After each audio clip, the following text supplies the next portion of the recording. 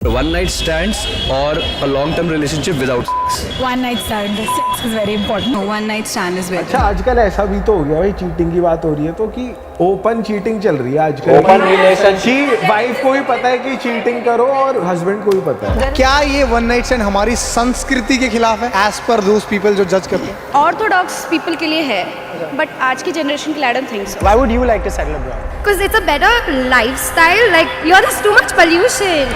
America जैसा बनना। सवाल ये है, अमेरिका बनना ही क्यों है? आज हमारे देश में अनगिनत ऐसे लोग हैं जिनको शर्म आती है हिंदी भाषा में बात करने में। और आपने उन्हें कितना अनकंफर्टेबल महसूस करवाया हिंदी में बात करके। लोग वेस्टर्नाइजेशन की आड़ में हर वो काम कर रहे हैं जो उन्हें कमजोर बना रहा है। पहले अंग्रेजों ने इस देश पे राज किया, आज वो हमारी मेंटेलिटी पे राज कर रहे हैं। लोग इतना ज्यादा वेस्टर्न कल्चर से ऑब्सेस्ड हो चुके हैं कि आज open relationship, hookup culture, party, club, drugs is very normal and slowly this whole culture is destroying every single youth internally. Basically इनका मकसद ही यही है, अंदर से कमजोर बना दो, रील्स एंड शॉर्ट्स का गुलाम बना करके फोकस खत्म कर दो, पॉर्न एंड मास्टरबेशन का एडिक्ट बना करके सेल्फ स्टीम ही खत्म कर दो। According to WHO, 9.3% of Indian youth aged between 18 to 24 were depressed in May 2020 और वही नंबर बढ़ करके 16.8 हो गया 2022 में। अब तुम अंदाजा लगा लो आज 2024 में कितने सारे यूथ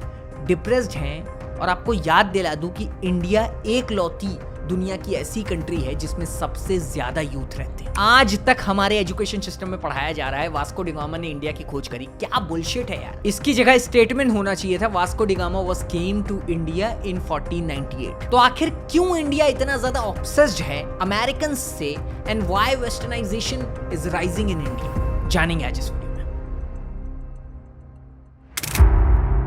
साल था 1830 जब ये शख्स, हाँ जिसकी आप फोटो देख रहे हो, इसका नाम था थॉमस बबिंगटन मैकेले।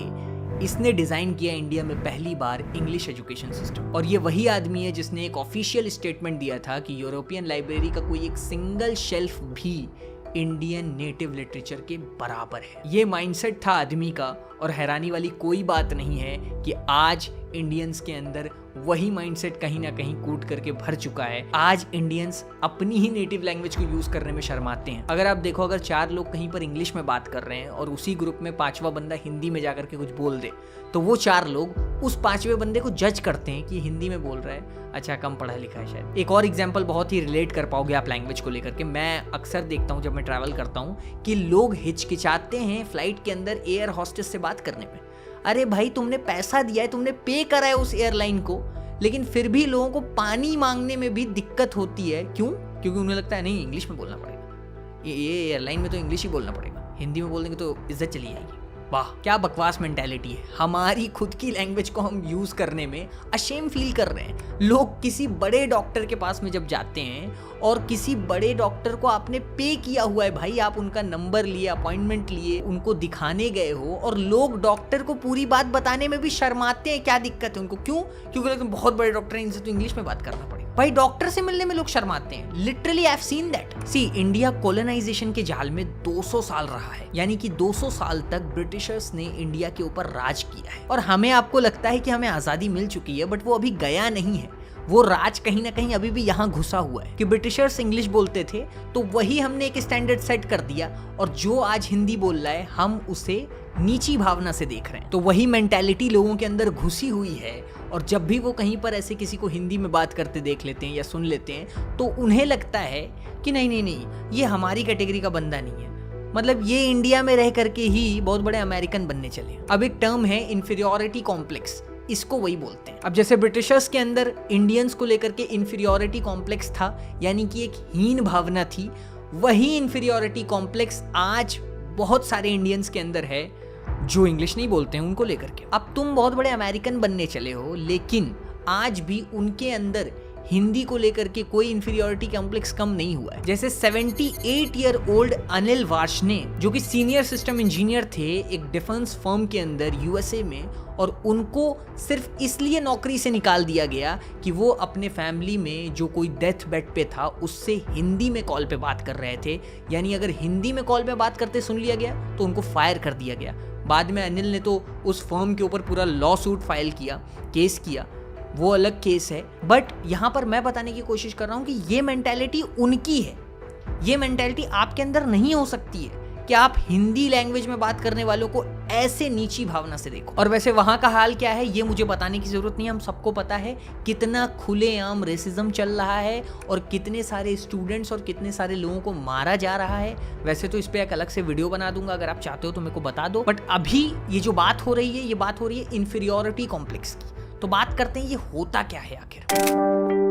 साइकोलॉजी में अगर इसका डेफिनेशन बताऊं तो an inferiority complex is a psychological phenomena that causes a person to feel inferior और लेस कैपेबल देन अदर्स। अब देखो आसान भाषा में बताता हूं, हीन भावना, छोटा फील करवाना। अब ब्रिटिश कॉलोनाइजेशन को देखा जाए तो ब्रिटिशर्स हमेशा इंडियंस को छोटा फील कराते थे, अपने पैरों में बैठालते थे, काम करवाते थे अपने, और वही चीज आज तक चली आ रही है। ब्रिटिशर्स से इंडियंस को जो व्हाइट कलर ऑब्सेशन हुआ वो किस कदर छाया है ये सब इंडियंस को पता है। आज भी कितने ऐसे इंडियंस हैं जो व्हाइट स्किन कलर पीपल को ज्यादा कैपेबल मानते हैं एज कंपेयर टू देम, और अपने आप को उनके सामने हमेशा कम आंकते हैं। Now same thing if I tell you, इसमें बॉलीवुड का बहुत बड़ा हाथ है। बॉलीवुड में अगर आप गौर करो, जब किसी को गरीब पुअर दिखाना होता है, कमजोर दिखाना होता है, तो उसी एक कैरेक्टर को डार्क स्किन टोन में दिखा देते हैं, और उसी कैरेक्टर को अगर थोड़ा सक्सेसफुल दिखाना है, थोड़ा सा वेस्टर्न दिखाना है, तो उसी को फेयर स्किन टोन में दिखा देते हैं। यहां पर आप स्क्रीन पे देख सकते हो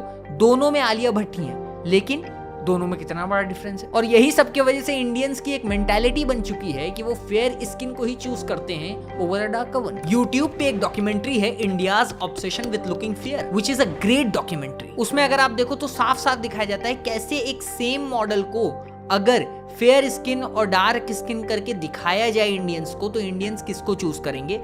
90% लोग फेयर वन चूज करते हैं। You think would be better? Girl on the left or girl on the right? Right. Right. The other right. Girl on the right. Okay. Right. Why is the girl on the right the one you guys picked? She's fair. I like fair. Also इसी documentary में आप देख सकते हो ऐसे नुक्कड़ पे मिलने वाली जितनी भी व्हाइटनिंग क्रीम होती हैं उनके कितने गहरे साइड इफेक्ट्स हो सकते हैं। इसी डॉक्यूमेंट्री में दिखाया गया मुंबई के बैंड्रा के पास में जो व्हाइट स्किन वाली व्हाइटनिंग वाली क्रीम बिक रही होती हैं, वो क्रीम वाला बोलता है कि this will give 100% result. You make your own skin whitening. Yeah, you make a skin whitening. It gives 100% result for skin Really? whitening. Yeah. और उसके बाद में जब एक प्रोफेशनल डर्मेटोलॉजिस्ट से मिला जाता है या स्किन केयर के किसी डॉक्टर से मिला जाता है, तो वो बताते हैं कि इसके ऊपर कोई लेबल ही नहीं है और ये क्रीम के अंदर ऐसे ऐसे इंग्रेडिएंट्स हैं जिनका कुछ आप पता नहीं है। अगर आप थोड़ी देर के खोल के रखोगे तो वो वाइट से येलो होने लगती है और उसका आपके फेस के ऊपर बहुत खतरनाक असर हो सकता है। लेकिन लोगों को भाई गोरे होना है तो लोग लगाएंगे ऐसी क्रीम। मोर इंपॉर्टेंटली यहाँ पर मैं बता दूं कि ये सारी वाइटनिंग क्रीम्स मेनली जो लोअर मिडिल क्लास इंडियंस हैं वही यूज करते हैं और उन्हें कुछ अंदाजा भी नहीं होता है कि ये कितनी खतरनाक हो सकती है उनके स्किन टोन के लिए। और सिर्फ स्किन कलर को लेकर के ही इंफीरियोरिटी लोग नहीं फील करते हैं, आज पहनावे में भी वही चीज है। किसी को बोल दो आप कि धोती कुर्ता पहनना है तो वो बहुत ही इंफीरियर फील करेगा, वो नहीं पहनेगा। लेकिन उसी में फटा जीन्स पहनने को बोल दो, फटा जीन्स पहनेंगे। अब फटा जीन्स कहेंगे नहीं नहीं स्टाइल है भाई स्टाइल। अरे भाई फटा जीन्स स्टाइल है और धोती कुर्ता स्टाइल नहीं, वाह वाह ताली। अब कुछ लोग आके मेरे को बोलेंगे भाई मॉडर्न जमाने में फटी जीन्स चलती है, आप समझ नहीं पा रहे हो। अरे भैया इसको मॉडर्नाइजेशन नहीं बोलते हैं, मॉडर्न होना इसको नहीं बोलते हैं। Modernisation refers to transforming a traditional society into a pre modern और मॉडर्न सोसाइटी। सोचा है फटी जीन्स कहां से आई? वेस्टर्नाइजेशन, इसको बोलते हैं westernisation. Westernisation is the process of adopting customs and institution of the western countries और the assimilation of western countries. अब एसिमिलेशन का मतलब हो जाता है यहाँ पर कि आप उनके साइकोलॉजिकल कैरेक्टरिस्टिक्स और कल्चरल कैरेक्टरिस्टिक्स को भी पूरी तरीके से अपना लो। वही तो कर रहे हो। फटा जीन्स में मजा आ रहा है, धोती कुर्ते में मजा नहीं आ रहा है। तो अब देखते हैं वेस्टर्नाइजेशन है क्या। आपने कितनी बार ऐसे पेरेंट्स को देखा होगा जो बोलते हैं हमारा बेटा तो इंग्लिश में बात करता है, अरे हमारी बेटी बहुत मॉडर्न है। अब अगर आप गौर करो तो आप देखोगे यही पेरेंट्स आपको कंप्लेन करते मिलेंगे कि हमारा बच्चा हमारी रिस्पेक्ट नहीं करता है, हमारा बच्चा हमें वो इज्जत नहीं देता है जो हम डिजर्व करते हैं। जैसे आज के टाइम में जितने भी मेट्रोपॉलिटन सिटीज हैं उन सिटीज में लोग जितना जल्दी हो सके अपने पेरेंट्स से अलग होना चाहते हैं, बिकॉज उनको वो फ्रीडम चाहिए होती है। और इसमें से न जाने कितने ऐसे बच्चे हैं जो शादी करके अपने पेरेंट्स को घर में दूसरा लेने की औकात नहीं होती है तो अपने पेरेंट्स को ही घर से निकाल देते हैं। अब जाओ तुम ओल्ड एज होम में रहो, दादा दादी नाना नानी ये सब का क्या दर्जा और क्या अहमियत होती है, ये सब वेस्टर्नाइजेशन वालों को नहीं पता होता है। 2021 की बात है, मैं वृंदावन में था अपने कुछ दोस्तों के साथ में, एंड वहाँ पर मैंने एक ओल्ड एज होम को विजिट किया था और मुझे बहुत अच्छे से याद है, मैं एक कोई दादी से मिला था एंड मैंने बस उनसे पूछा कि लाइक मतलब आप यहाँ पर क्यों, तो उन्होंने बताया मेरा बेटा अमेरिका से पढ़ करके यहाँ आया एंड उसने शादी कर ली और मुझे घर से निकाल दिया है ओल्ड एज होम के लिए। उनके जो हस्बैंड थे उनकी डेथ हो चुकी थी, तो कुछ ऐसे स्टोरी थी और ऐसी मल्टीपल स्टोरीज आपको ओल्ड एज होम में मिलेंगी। जाओ कभी, मैं तो बहुत बार गया हूँ, लेकिन आप जाओ कभी तो आपको सुनने को मिलेगा कि कितना लोग वेस्टर्नाइजेशन में घुल चुके हैं कि जो बच्चा अमेरिका से पढ़ करके इंडिया आ रहा है वो हल्का सा भी नहीं शर्मा रहा है अपनी माँ को एक ओल्ड एज होम में डालने के लिए। और ऐसे अनगिनत वीडियोस और न्यूज आपको इंटरनेट के ऊपर मिल जाएंगे जहां पर आप देखोगे कैसे लोगों के अंदर 200 साल वाली वही भावना, वही मेंटालिटी कूट कूट करके भरी हुई है। मिकैले जिसने इस एजुकेशन सिस्टम को डिजाइन किया था, उसका विजन ही यही था कि सारे इंडियंस ब्रिटिशर्स को सिर्फ और सिर्फ सर्व करें और इंडियंस के जितने भी कल्चर हैं उनको डिस्ट्रॉय कर दो। अगर तुम लोग हमसे बेटर होते तो तुम हमारे गुलाम नहीं होते। एक टाइम पे इंडिया को बोला जाता था सबसे ज्यादा रिच कल्चर वाली कंट्री, बट आज इंडियंस को ही शर्म आती है अपने ही कल्चर को फॉलो करने। पीने का चस्का कब से चढ़ गया तुझे? लंदन के फ्रेंड्स होंगे, वो बोलेंगे कि वोडका के शॉट्स लो, तो इंडिया की नाक नहीं कटनी चाहिए। चीयर्स। और अब सोशल मीडिया के दौर में इन्फ्लुएंसर्स भी इस कल्चर को खत्म करने में कोई कमी नहीं छोड़ रहे हैं। मतलब वेस्टर्नाइजेशन को आम करने के लिए कुछ भी करने के लिए रेडी हैं, बस वेस्टर्नाइजेशन आम हो जाए। अभी ये एक इन्फ्लुएंसर है, आप इनके इंस्टाग्राम अकाउंट के ऊपर जाओ, इनके रील्स देखो, what type of reel she is creating and the type of reel she is creating while having tilak on her head। भाई तुम तिलक लगा करके इस टाइप का डांस कर रहे हो, वो एक सॉन्ग है यिमी यिमी, और उसके ऊपर क्या कर रहे हो ये भी देख लो। भाई तुम टॉक कर रहे हो उसके ऊपर सीधा सीधा दिख रहा है। और वो भी छोड़ दो, अभी और कोई सॉन्ग आया है, कोई मूवी आई है LSD, उसका इतना वाहियात सॉन्ग है, वो तो मैं अलग से एक वीडियो बना दूंगा जिसमें मैं खाली ऐसे सॉन्ग्स को तुमको रिव्यू कर दूंगा कि कितने ऐसे सारे जो सॉन्ग्स हैं जो रील्स के ऊपर वायरल हैं उनकी कितना निगेटिव इफेक्ट डाल रहे हैं इंडियन यूथ के ऊपर, जो भी लोग ऐसे सॉन्ग से इन्फ्लुएंस हो रहे हैं। अब यहाँ पर इनके अगर आप अकाउंट को देखो तो ये तिलक लगा करके डांस कर रही हैं। वेरी गुड, तालियां। तो अलग अलग लोगों के चोचले हैं, कोई तिलक लगा करके डांस कर रहा है, कोई कुछ कर रहा है। इंडिया में थाउजेंड्स ऑफ कैफेज हैं, मगर लोगों को फ्लेक्स मारना है स्टारबक्स के अंदर। अभी वेस्टर्न कल्चर से इन्फ्लुएंस होकर के इंडियंस का माइंड इतना ज्यादा पॉर्निफाइड हो चुका है कि आज किसी नॉर्मल लेडी को भी जाकर के अगर देख लेते हैं और अगर कोई व्हाइट वुमन है तो फिर कुछ भी कमेंट करने लगेंगे उसकी रील के ऊपर या उसकी वीडियो के ऊपर। नो मैटर वीडियो कैसी है, नो मैटर वो पर्सन क्या है, डजंट मैटर फॉर देम, वो कुछ भी कमेंट करेंगे, वो सबको पता है क्या कमेंट करते हैं। अब ये सारी चीजें जितना मैंने बताया ये सब को जेंजी कूल समझता है। अभी मेरे को आकर के लोग टारगेट करने लगे, नहीं तुम गलत बोल रहे हो, नहीं फटी जीन्स तो पहनेंगे, फटी जीन्स हमारा हक है, हम पहनेंगे। पहनो भाई, हम नहीं मना करेंगे, पहनो आप। अब इसी लाइन में अगर मैं रिलेशनशिप की बात करूं तो मतलब नए नए टर्म आ रहे हैं, लोग नए नए टर्म निकाल रहे हैं। ओपन रिलेशनशिप ओपन हो गया इसके लिए, would you ever want to try? Definitely try करने में क्या है यार, अभी तुम्हारी एज है वो वाली। ओके, अरे हमें तो 20 साल के हैं हम। ओपन रिलेशन मतलब क्या? हमारे रिलेशन में कुछ भी ऐसा नहीं है, एक सेक्सुअल इंटीमेसी मैं अपनी वाइफ के साथ ही रहूं। I like the concept of open marriage। ये एक अलग ही टर्म लेकर के आ गए, पूरी तरीके से वेस्ट से लेकर के आए हैं। आप अपने पेरेंट्स से जाकर के पूछो, मम्मी पापा, मम्मी कभी ओपन रिलेशनशिप का नाम सुना है? पापा ओपन रिलेशनशिप जानते हो आप क्या होता है? नहीं, उन्होंने नहीं सुना है, वो नहीं जानते हो। ओपन रिलेशनशिप एक न्यू टर्म है और अगर मैं इसकी डेफिनेशन बताऊं तो डेफिनेशन बहुत ही सिंपल है कि दोनों ही पार्टनर ओपन हैं किसी से भी पॉलीमोरी रिलेशनशिप मेंटेन करने के लिए। Now what is polyamory relationship? Polyamory is the practice of having multiple romantic और sexual relationship with the consent of all partners. मतलब समझ गए ना, कंसेंट के साथ में आप किसी के साथ में भी जाके कुछ भी करो, आपके वाइफ को भी पता है, आपके हस्बैंड को भी पता है। मतलब ये ओपन रिलेशनशिप में है, दोनों लोग कुछ भी करें, किसी को कोई बुरा नहीं लगेगा, ठीक है। जैसे कोलकाता के एक मीडिया हाउस को किसी कपल ने कन्फेस करते हुए बताया कि हम चीट नहीं करना चाहते थे एक दूसरे को, इसलिए हम दोनों ने ओपन रिलेशनशिप स्टार्ट कर दिया और फिर हम दोनों ने किसी के ऊपर चीट भी नहीं किया और हम ओपन रिलेशनशिप में। ग्रेट। और ये वेस्टर्नाइजेशन में मीडिया एंड मूवीज का बहुत बड़ा रोल है और आजकल के टाइम में तो वेब सीरीज का, उसमें यही सब दिखाया जा रहा है भाई। उसमें तो अलग अलग टाइप के रिलेशनशिप चल रहे हैं, क्या ही चल रहा है भाई। और तुम जितना भी वेस्टर्नाइजेशन का झंडा गाड़ लो, जितने भी रिलेशनशिप के टर्म्स दिखा दो, तुम वेस्ट में चले जाओ, वहां आज भी लॉयल रिलेशनशिप का डिक्लाइन ही है। Research shows the divorce rate in United States is much higher than in India. 44% marriages US में खत्म हो जाती हैं डाइवोर्स होकर के, उसके कंपैरिजन में इंडिया में 1% मैरिज में डाइवोर्स हो रहा है। In fact India has the lowest divorce rate. अगर उसके कंपैरिजन में यूएस को देखा जाए तो दुनिया की जो टॉप 100 डाइवोर्स वाली कंट्रियां हैं जहां सबसे ज्यादा डाइवोर्स होता है, उसमें यूएस 19th नंबर पे आता है। लेकिन अब इंडिया भी इस लिस्ट में आएगा बहुत जल्दी ऊपर। क्यों? क्योंकि इनको ओपन रिलेशनशिप करना है, इनको हुकअप कल्चर फॉलो करना है, इनको वन नाइट स्टैंड करना है, and they call it a fling. मतलब इनके लिए ये बस एक फ्लिंग है, मगर इनको पता नहीं है कि ये सारी चीजें किस कदर का मेंटल हेल्थ इश्यूज डेवलप करती हैं एक इंसान के अंदर। और जाकर के देख लो ना, यूएस में कितने मेंटल हेल्थ इश्यूज हैं, देखो भरे पड़े हैं, ऐसे मल्टीपल मेंटल हेल्थ इश्यूज मिलेंगे जो कि इन्हीं लोगों को है। अब चूंकि इंडिया में भी लोग वेस्टर्नाइजेशन में घुल रहे हैं, और कितने ऐसे इंडियंस हैं जो वेस्टर्नाइजेशन में परेशान होते जा रहे हैं इन्हीं सब चीजों में। और अब बात कर लेते हैं सॉल्यूशन की, कि आखिर इस सब का सॉल्यूशन क्या है।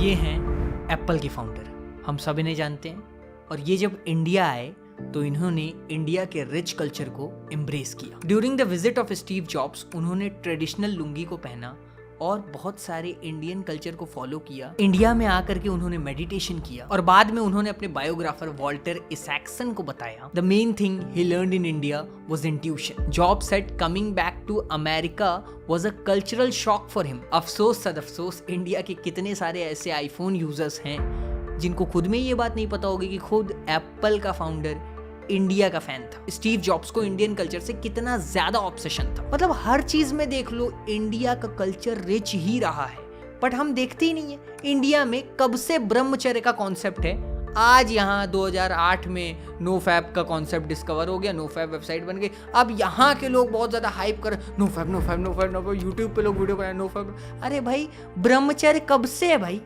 तुम उसको क्यों नहीं स्टडी कर रहे हो? ये जो स्क्रीन पे फोटो आ रही है, ये है Sushruta, the father of surgery, जो कि हमारे देश से हैं, और आज पूरे दुनिया में सर्जरी हो रही है, लेकिन उसके फादर कहाँ के हैं? इंडिया के। और ऐसे एक नहीं, अनगिनत वैज्ञानिक साइंटिस्ट सब इंडिया से निकले हैं, और इंडिया से निकल करके बाहर गए हैं, उन पे स्टडी हुई है, बाहर के लोग आज भी उनको पढ़ते हैं। ऑस्ट्रेलिया में सुश्रुता का स्टैचू लगा हुआ है, बट इंडियंस को पता ही नहीं उनके बारे में, क्योंकि भाई इनके जो आइडल्स हैं वो तो आज के टाइम में जस्टिन बीबर है। मतलब वो उनके जैसा बनना चाहते हैं, तो देख रहे हैं भाई उनको, उन्हीं को एडमायर कर रहे हैं, मतलब उन्हीं को माई बाप मान लिए भाई, इन्हीं है बस, इनके अलावा कोई नहीं है। हिस्ट्री पढ़ो, जिस देश में रहते हो पहले उस देश को जानने की कोशिश करो। लोग यूट्यूब पे जा करके कितने सिंगर्स और कितने बड़े बड़े एक्टर्स का बायोग्राफी देखते हैं, उस पर मिलियन पे व्यूज हैं। अरे भाई जाकर के लिखते हो biography of doctor Bhimrao Ambedkar, जाके देख लो, पढ़ लो एक बार अच्छे से, समझ लो एक बार अच्छे से। हमारे देश की जो हिस्ट्री है वो कितना ज्यादा पढ़ रहे हो, वो कितना ज्यादा समझ रहे हो, पहले ये बताओ। ये सॉल्यूशन में आता है, पहले यही सारी चीजें सॉल्यूशन है इसका, वेस्टर्नाइजेशन का। अब सिंपल सी बात है, आज के टाइम में वेस्टर्नाइजेशन को अवॉइड नहीं कर सकते हो, वो चीज इंडल्ज हो चुकी है। मैं आप सोशल मीडिया यूज करते हैं, वेस्ट का प्रोडक्ट है, ना यूज करो, बंद कर दो। हम लोग इंस्टाग्राम चलाते हैं, तो क्या बंद कर देंगे? नहीं बंद कर सकते हैं, सिंपल सी बात है भाई। लोगों के घर चल रहे हैं, काम चल रहे हैं, हम लोग, हमारे खुद के इतने सारे गवर्नमेंट ऑफिशियल्स होते हैं इन्हीं सारे सोशल मीडिया एप्लीकेशंस के ऊपर, तो ऐसा तो नहीं है बंद हो जाएगा। सिंपल सी बात है, हमें एक चीज को समझना है कि हमें इस मेंटालिटी को निकालना पड़ेगा कि अगर ये गोरा है तो बस ये सही कर रहा है, मतलब ये वेस्ट से आया है तो ये सही है। ये गलत मेंटालिटी है। चीजों को एक चश्मा उतार करके देखना पड़ेगा। वो जो चश्मा लगा लिया है हमने, वो चश्मा है इंफीरियोरिटी कॉम्प्लेक्स का, वो चश्मा उतारना पड़ेगा। अगर कोई हिंदी में बात कर रहा है तो उसे नीचे भावना से नहीं देखना है। अगर कोई अपने नेटिव लैंग्वेज में बात कर रहा है, अगर कोई बात करते करते एकदम से थोड़ा सा बहुत ही अपने ही लैंग्वेज में बोल दे, कोई भोजपुरी में बोल दे, किसी का मतलब रहन सहन उसमें रहा हो, तो उसको गलत तरीके से मत देखो। कोई बहुत ज़्यादा, मैं लखनऊई स्टाइल रहा हूँ हमेशा से, तो मैं बहुत ज़्यादा तलफ़ुज़ में चला जाता हूँ, उर्दू लफ्ज़ों का इस्तेमाल करने लगता हूँ। तो अब ऐसा थोड़ी ना है भाई कि मतलब क्या कहते हैं, आप मेरे को गलत नज़र से देखने लगो। हमेशा ये चीज समझना है कि आदमी की नेटिव लैंग्वेज से उसको जज नहीं करना है। सब हमारे देश के लोग। मैंने बात करी फटी जीन्स की, तो भाई फटी जीन्स पहनना गलत नहीं है, तुम पहनो ना, पहनो भाई। लेकिन गलत क्या है? जो फटी जीन्स नहीं पहन रहा है उसको गलत भावना से देखना, नहीं नहीं ये मॉडर्न नहीं है, ये फैशनेबल नहीं है, ये कूल नहीं है, वो कूल वाली वाइब नहीं आ रही, बंदा कूल नहीं है। वाह भाई, मतलब आप लोग फटी जीन्स पहन करके कूल लगेंगे। जितना ज्यादा हिस्ट्री को पढ़ोगे समझोगे उतना ज्यादा समझ में आएगा कि यार सब कुछ तो इंडिया से निकल रहा है और कितना रिच कल्चर है हमारे देश का, बट हम उसको स्टडी नहीं कर रहे। तो सॉल्यूशन नंबर 1 क्या है? अपनी खुद की हिस्ट्री को पढ़ना है, समझना है। दूसरी चीज क्या है? ऐसा भी नहीं है कि अब वेस्ट वालों से नफरत करना है, किसी से नफरत नहीं करना है। हमारा पहला पैगाम ही है मोहब्बत का, सबसे मोहब्बत करना है। लेकिन हमारे ही देश में जो लोग मान लो थोड़ा सा उतने मॉडर्न नहीं हो पा रहे हैं, तुम्हारी नज़र में वेस्टर्नाइजेशन को फॉलो नहीं कर पा रहे हैं, उनको छोटी नज़र से देखना बंद कर दो। जिस दिन आप ये सारी चीज़ें करना शुरू करोगे उस दिन आप एक्चुअल में एक ट्रू इंडियन बनोगे। इस चैनल का एक ही मोटिव है, क्या? लोगों को मेंटली स्ट्रांग बनाना, ऐसे टॉपिक्स को ला करके आपके सामने रखना। आपने इस वीडियो को यहाँ तक देखा, थैंक यू सो मच। यहाँ तक देखना मेरे लिए बहुत बड़ी बात है। अगर यहीं तक देख रहे हो तो जाकर के कमेंट में बस ये लिख दो कि भाई लास्ट तक देख रहा हूँ। ऑल्सो अगर आपने इस चैनल को अभी तक सब्सक्राइब नहीं करा है, प्लीज़ सब्सक्राइब करो। ऐसे कितने सारे लोग हैं जो वीडियो पूरा देखते हैं बट चैनल नहीं सब्सक्राइब करें। भाई please, I request you all, subscribe कर लो। उसके साथ साथ में इंस्टाग्राम पे मेरे से कनेक्ट कर सकते हो, @mahinergy मेरा इंस्टाग्राम हैंडल है। ऑल्सो और ऐसे कौन से डिफरेंट टॉपिक्स हैं जिनके ऊपर आप वीडियोस देखना चाहते हो, मुझे कमेंट सेक्शन में बताओ। आपने यहाँ तक वीडियो को देखा, थैंक यू सो मच। आपका पिंपल दिख रहा है भाई है तो है यार, हम रियल रहते हैं भाई, बहुत ज़्यादा आ गया शायद, चलो ठीक है।